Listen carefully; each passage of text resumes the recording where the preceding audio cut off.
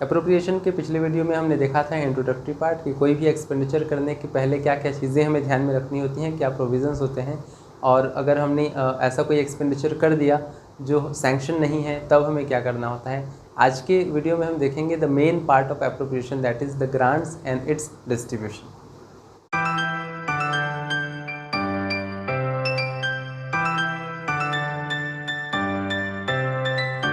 Hello friends, welcome to the Stoller notes. We are studying the chapter appropriation और पिछले video में हमने introductory part देखा था। अगर आपने नहीं देखा तो उसका वीडियो आपको यहाँ कहीं कार्ड पे मिल जाएगा। आज के वीडियो में हम कवर करने जा रहे हैं the second part which is grants and there distribution. Grants and there distribution, इस सेक्शन में हम पढ़ेंगे कि बजट का जो ग्रांट होता है अलग अलग डिपार्टमेंट्स में या अलग अलग डिविजन्स में या अलग अलग सर्विसेज के लिए, तो किस तरह से उसका अकाउंट्स में किस तरह से डिस्ट्रीब्यूशन होता है और वर्क तक पर्टिकुलर किस तरह से उसको डिस्ट्रीब्यूट किया जाता है। सबसे पहले हम देखते हैं कि इसमें लिखा हुआ है ग्रांट और सप्लीमेंट्री ग्रांट। इस सप्लीमेंट्री ग्रांट क्या होता है? एक बार जब बजट का पोर्शन आपको अलॉट कर दिया जाता है, इसको हम कहते हैं ग्रांट। इसके बाद क्या होता है कि आपका एक्सपेंडिचर आप अपना करना शुरू करते हैं और जब एक्सपेंडिचर आप करते करते करते एक टाइम आता है जब फिर से उसको रिव्यू किया जाता है और फिर से उसके बेसिस पे आपको सप्लीमेंट्री और अगर ग्रांट की आवश्यकता है तो आप अगर मांगते हैं तो आपको फर्दर और अमाउंट सैंक्शन किया जाता है। इसको बोलते हैं सप्लीमेंट्री ग्रांट। फिलहाल के लिए इतना समझते हैं। तो जब भी कोई ग्रांट या कोई सप्लीमेंट्री ग्रांट किया जाता है तो किसके लिए किया जाता है? सबसे पहली बात, for one major head. One major head मतलब मेजर हेड आपको पता होगा कि मेजर हेड होता क्या है कि अलग अलग ट्रांजेक्शन्स जो हैं, अलग अलग एक्सपेंडिचर जो हैं, उनको सर्विसेज के हिसाब से या फंक्शंस के हिसाब से या स्कीम के हिसाब से कैटेगराइज किया हुआ है। तो ये एक एक फंक्शंस जो होते हैं इसको हम एक मेजर हेड कहते हैं। इसका मतलब जैसे कि क्रॉप हस्बेंड्री एक फंक्शन हुआ, जैसे कि डिफेंस एक फंक्शन हुआ, तो डिफेंस से रिलेटेड जितने भी एक्सपेंडिचर होंगे हम कहेंगे कि वो पूरा का पूरा एक मेजर हेड के अंडर में आता है। तो वो एक मेजर हेड हो गया। तो जब भी आपको कहा जाएगा कि एक मेजर हेड, इसका मतलब वो पर्टिकुलर एक फंक्शन से रिलेटेड जितने भी ट्रांजेक्शन्स हैं या जितने भी एक्सपेंडिचर हैं उनकी बात कर रहे हैं।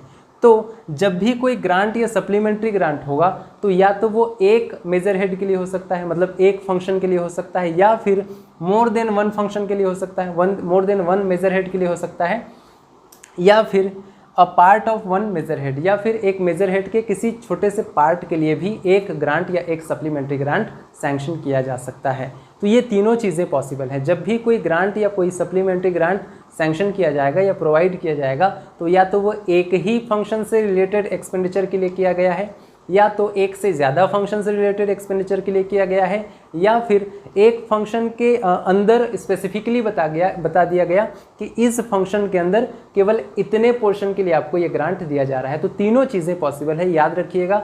एक मेजर हेड के लिए भी पॉसिबल है, एक से ज़्यादा मेजर हेड के लिए पॉसिबल है, और एक मेजर हेड के किसी स्पेसिफिक हिस्से के लिए भी ग्रांट या सप्लीमेंट्री ग्रांट पॉसिबल है। अब इसको आगे समझने के लिए हम देखते हैं कि जो हमारा फॉर्म ऑफ अकाउंट है, जो गवर्नमेंट ऑफ इंडिया का या फिर स्टेट्स का या यूनियन टेरिटरी गवर्नमेंट्स का जो फॉर्म ऑफ अकाउंट है वो किस तरह का है। तो फॉर्म ऑफ अकाउंट्स में हम देखते हैं कि जो टोटल डिविजन्स हैं वो बेसिकली तीन है। सबसे पहला है कंसोलिडेटेड फंड, दूसरा है कंटीजेंसी फंड और तीसरा है public account. Consolidated fund, contingency fund और पब्लिक अकाउंट में आपको ये चीज़ याद रखना है कि जो कंसोलिडेटेड फंड है वो होता है either consolidated fund of India, consolidated fund of state, consolidated fund of union territory government और consolidated fund of union territory administration. तो ये हो गए कंसोलिडेटेड फंड। कंटीजेंसी फंड भी ऐसा है, या तो वह इंडिया का होगा या स्टेट का होगा या यूनियन टेरिटरी गवर्नमेंट का होगा या फिर यूनियन टेरिटरी एडमिनिस्ट्रेशन का होगा। पब्लिक अकाउंट के केस में एक चीज़ आपको याद रखना है कि यहाँ यूनियन टेरिटरी गवर्नमेंट के लिए अलग से पब्लिक अकाउंट नहीं होता है। यूनियन टेरिटरी एडमिनिस्ट्रेशन के लिए पब्लिक अकाउंट होता है, यूनियन टेरिटरी गवर्नमेंट के लिए पब्लिक अकाउंट नहीं होता।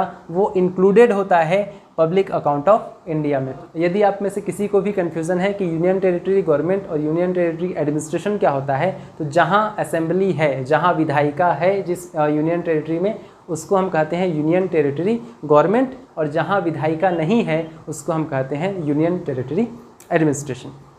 तो ये हो गए कंसोलिडेटेड फंड, कंटीजेंसी फंड और पब्लिक अकाउंट। आप सबको पता ही होगा कि गवर्नमेंट का पैसा मेनली जहाँ पे होता है उसको हम कहते हैं कंसोलिडेटेड फंड, ठीक है। जहाँ इमरजेंसी सर्विसेज के लिए जहाँ से पैसा हम निकालते हैं वो होता है कंटिजेंसी फंड, और जहाँ लोगों का पैसा होता है उसको हम कहते हैं पब्लिक अकाउंट। अलग अलग फंक्शंस पे एक्सपेंडिचर करने के लिए अलग अलग मेजर हेड डिफाइंड हैं, और कौन से फंक्शन में हम एक्सपेंडिचर करने जा रहे हैं ये दिखाने के लिए हम वहाँ पे उस मेजर हेड को डिनोट करते हैं। और इस डिनोट करने के लिए हमें हर मेजर हेड को एक 4 डिजिट नंबर प्रोवाइड किया गया है। तो आइए हम देखते हैं कि जो मेन डिवीज़न ऑफ अकाउंट्स हैं, कंसोलिडेटेड फंड, कंटिजेंसी फंड और पब्लिक अकाउंट, इसमें मेजर हेड का रेंज कहाँ से कहाँ तक होता है। इसका मतलब ये कि अगर हमें कोई मेजर हेड बता दिया गया, उसका कोड बता दिया गया, तो हमें ये पता होना चाहिए कि वो कौन से डिवीज़न का हिस्सा है, कंसोलिडेटेड फंड से है, कंटिजेंसी फंड से है या फिर पब्लिक अकाउंट से है। तो आइए सबसे पहले स्टार्ट करते हैं कंसोलिडेटेड फंड से। इसमें जैसा कि हमें पता है कि 3 सेक्शन होते हैं, रिवेन्यू, कैपिटल और public debts, loans and advances. Revenue के फर्दर जो पार्ट होते हैं, रिवेन्यू रिसीट और रिवेन्यू एक्सपेंडिचर। कैपिटल के 2 पार्ट हैं, कैपिटल रिसीट, कैपिटल एक्सपेंडिचर। और public debts, loans and advances का कोई फर्दर पार्ट नहीं होता, कंटिजेंसी फंड का भी कोई पार्ट नहीं होता, और पब्लिक अकाउंट का भी कोई अलग से डिवीज़न नहीं है। सबसे पहले जो रिवेन्यू रिसीट है वो होता है 0020 से 1990 तक। ये 20 से लेके 1990 तक अगर मेजर हेड का कोड दिया हुआ है तो वो रिवेन्यू रिसीट से रिलेटेड मेजर हेड है। अगर रेंज 2011 से लेके 3999 है तो वो मेजर हेड रिवेन्यू एक्सपेंडिचर का है। कैपिटल रिसीट से रिलेटेड एक ही मेजर हेड है, दैट इज़ 4000। कैपिटल एक्सपेंडिचर के लिए 4046 से लेके 5999 तक का रेंज डिसाइडेड है। इसका मतलब अगर इस रेंज में आपको कोई मेजर हेड दिख गया तो वो कैपिटल एक्सपेंडिचर से रिलेटेड मेजर हेड है। Public debts, loans and advances के लिए जो रेंज डिसाइडेड है वो है 6001 से लेके 7999। मतलब इस रेंज में आपको कोई भी मेजर हेड दिखा तो वो public debt, loans and advances का मेजर हेड होगा। कंटिजेंसी फंड फर्दर एक ही मेजर हेड है विच इज़ 8000। अगर 8000 मेजर हेड कहीं भी आपको दिखा तो ये कंटिजेंसी फंड का मेजर हेड है। सबके सब जितने भी ट्रांजेक्शन्स होंगे कंटिजेंसी फंड से, वो सारे के सारे ट्रांजेक्शन्स इसी मेजर हेड के अंडर में होते हैं। लास्ट है पब्लिक अकाउंट, और नॉर्मली जो गवर्नमेंट अकाउंटिंग रूल्स 1990 में दिया है इसका रेंज है 8001 से लेके 8995, लेकिन कहीं कहीं दूसरे टेक्स्ट में इसको 8999 भी दिया होता है। तो ये हमारे रेंजेस हो गए, और आपको ये याद होना चाहिए। और अगर आपको ये याद नहीं है तो कम से कम इतना तो ज़रूर याद होना चाहिए कि आप फर्स्ट डिजिट देख के ये बता दो कि कोई भी हेड कौन से सेक्शन का है। अगर फर्स्ट डिजिट 0 या 1 है तो it is of revenue receipt. अगर फर्स्ट डिजिट 2 या 3 है तो it is of revenue expenditure. अगर 4000 है ये तो आइडेंटिफाई हो ही जाएगा, तो इट इज़ कैपिटल रिसीट। अगर 4000 के अलावा फर्स्ट डिजिट 4 या 5 है तो वो है कैपिटल एक्सपेंडिचर। अगर फर्स्ट डिजिट 6 या 7 है so it is of public debts, loans and advances. अगर 8000 तो आइडेंटिफाई हो ही जाएगा, और 8000 के अलावा अगर फर्स्ट डिजिट 8 है तो it is of public account. तो ये आपको याद होना चाहिए। इसमें एक इंटरेस्टिंग चीज़ और है कि मान लीजिए मैं एक हेड की बात करूं 0401, रेंज देख के क्लियर है कि ये इस रेंज में आता है। इसका मतलब ये किसी न किसी सर्विस के रिवेन्यू रिसीट का हेड है, ठीक है। तो अगर मैं इसमें फर्दर चेंज करूं, इसका फर्स्ट डिजिट में मैंने 2 इंक्रीज़ कर दिया, नाउ इट बिकम्स 2401। अब ये इंटरेस्टिंग चीज़ ये है कि ये जिस सर्विस का रिवेन्यू रिसीट था अब ये उसी सर्विस का रिवेन्यू एक्सपेंडिचर है। इसमें अगर हम फर्दर चेंज करें 4401, अब ये आता है इस रेंज में which is of capital expenditure. तो अब ये उसी सर्विस के कैपिटल एक्सपेंडिचर का मेजर हेड है। और अगर हम इसको फर्दर चेंज करें 6401, अब ये आता है इस रेंज में which is of public debt, loans and advances. अब ये उसी सर्विस के लोन्स को डिनोट करता है। वैसे ये जो पर्टिकुलर हेड है 0401 या 2401 ये होता है क्रॉप हस्बेंड्री का। तो जब हम कहते हैं 0401 तो इसका मतलब ये होता है revenue receipt of crop husbandry. Crop husbandry services से रिलेटेड अगर हमारे पास रेवेन्यू रिसीट आता है तो वो इस हेड में जाएगा। अगर क्रॉप हस्बेंड्री सर्विसेज से रिलेटेड हमारे पास हम रेवेन्यू एक्सपेंडिचर करते हैं तो वो इस हेड में जाएगा। अगर क्रॉप हस्बेंड्री से रिलेटेड हम कैपिटल एक्सपेंडिचर करते हैं तो वो इस हेड से जाता है। और अगर क्रॉप हस्बेंड्री से रिलेटेड लोन सैंक्शन होता है तो वो इस पर्टिकुलर हेड से होता है। तो ये बहुत इंटरेस्टिंग चीज़ है कि आपको केवल फर्स्ट डिजिट में 2 प्लस या माइनस करते रहेंगे तो आपको सेम सर्विसेज में अलग अलग सेक्शन के हेड मिलते रहेंगे। आपको उसी सर्विस के रेवेन्यू रिसीट के हेड मिल जाएंगे, रेवेन्यू एक्सपेंडिचर के हेड मिल जाएंगे, कैपिटल एक्सपेंडिचर के हेड मिल जाएंगे और लोन्स के भी हेड्स मिल जाएंगे। इसको सीधे तरीके से यूँ समझें कि अगर 0xyz किसी एक सर्विस का रेवेन्यू रिसीट है तो 2xyz उसी सर्विस का रेवेन्यू एक्सपेंडिचर होगा, 4xyz उसी सर्विस का कैपिटल एक्सपेंडिचर होगा और 6xyz उसी सर्विस के लोन के लिए मेजर हेड होगा। सिमिलरली अगर 1xyz किसी सर्विस का रेवेन्यू रिसीट है तो 3xyz उसी सर्विस का रेवेन्यू एक्सपेंडिचर होगा, 5xyz उसी सर्विस का कैपिटल एक्सपेंडिचर होगा और 7xyz उसी सर्विस के लोन के लिए मेजर हेड होगा। तो ये आपको क्लियर होना है कि जैसे जैसे हम फर्स्ट डिजिट में 2 का डिफरेंस करते जाएंगे और बाकी के तीनों डिजिट सेम रखते हैं तो वो उसी सर्विस के अलग अलग हेड्स को डिनोट करता है। अब आते हैं चार्ज या वोटेड एक्सपेंडिचर पे। जो एक्सपेंडिचर कॉन्स्टिट्यूशन ऑफ इंडिया में लिखा हुआ है कि वो डायरेक्टली चार्ज होंगे कंसोलिडेटेड फंड ऑफ इंडिया में, जो अमाउंट पूरा वहाँ से आएगा जिसके लिए आपको किसी के वोटिंग की आवश्यकता नहीं है, उसको हम कहते हैं चार्ज्ड एक्सपेंडिचर। और जो कॉन्स्टिट्यूशन ऑफ इंडिया में ये लिखा है कि एक्सपेंडिचर सैंक्शन करने के लिए पार्लियामेंट में वोटिंग की आवश्यकता होगी, उस एक्सपेंडिचर को हम कहते हैं वोटेड एक्सपेंडिचर। तो ये हो गया चार्ज्ड और वोटेड एक्सपेंडिचर। तो प्रोविज़न ये कहता है कि जब भी आप बजट सैंक्शन के लिए प्रपोजल रखते हैं या ग्रांट के लिए जो प्रपोजल रखते हैं तो चार्ज्ड एक्सपेंडिचर का अलग प्रपोजल रखा जाएगा और वोटेड एक्सपेंडिचर का अलग प्रपोजल रखा जाएगा।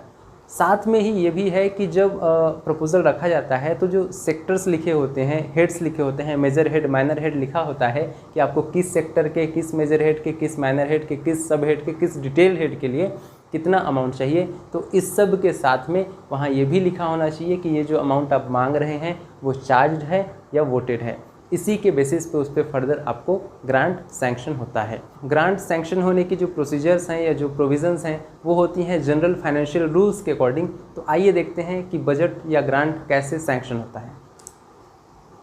ग्रांट सैंक्शन करने के लिए GFR में जनरल फाइनेंशियल रूल्स में जो 3 बेसिक पॉइंट्स हैं, पहला है एक्सपेंडिचर एस्टिमेट्स कैसे बनता है, दूसरा है डिमांड फॉर ग्रांट्स कैसे प्रिपेयर होता है और कैसे सबमिट किया जाता है, और तीसरा additional allotment for excess expenditure, जितना आपको पहले सैंक्शन किया गया था उससे ज़्यादा अगर आप एक्सपेंडिचर करते हैं तो उसके लिए एडिशनल अलॉटमेंट कैसे किया जाता है। तो आइए तीनों एक एक करके देखते हैं। सबसे पहले हम देखते हैं एक्सपेंडिचर एस्टिमेट्स।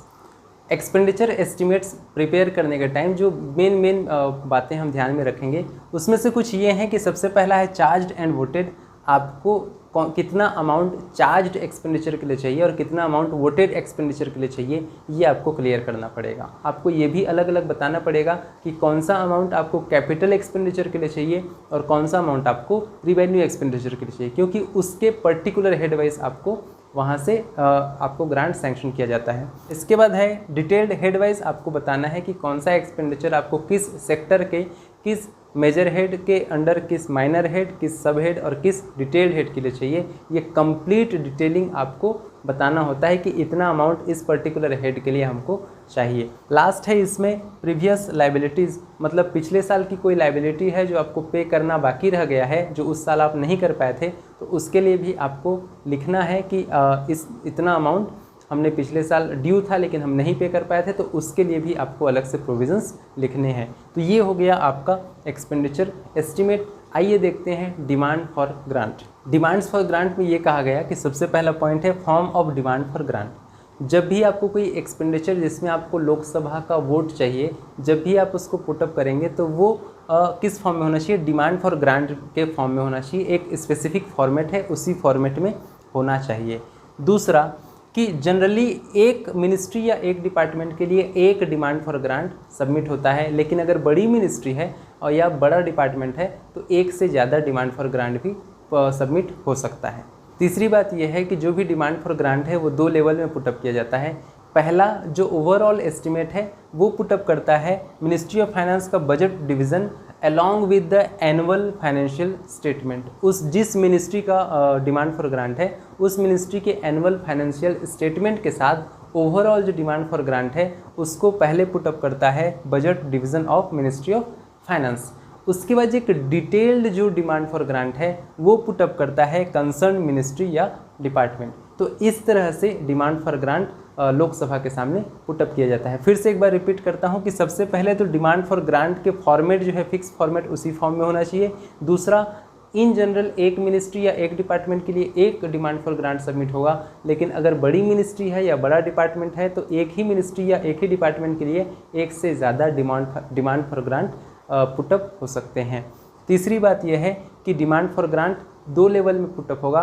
पहला, एक जो ओवरऑल एस्टिमेट है वो पुटअप करता है मिनिस्ट्री ऑफ फाइनेंस का budget division along with the annual financial statement of the ministry, उस मिनिस्ट्री का जिस मिनिस्ट्री का डिमांड फॉर ग्रांट है। और दूसरा, वो जो डिटेल्ड एस्टिमेट होता है वो पुटअप करता है कंसर्न मिनिस्ट्री या फिर डिपार्टमेंट।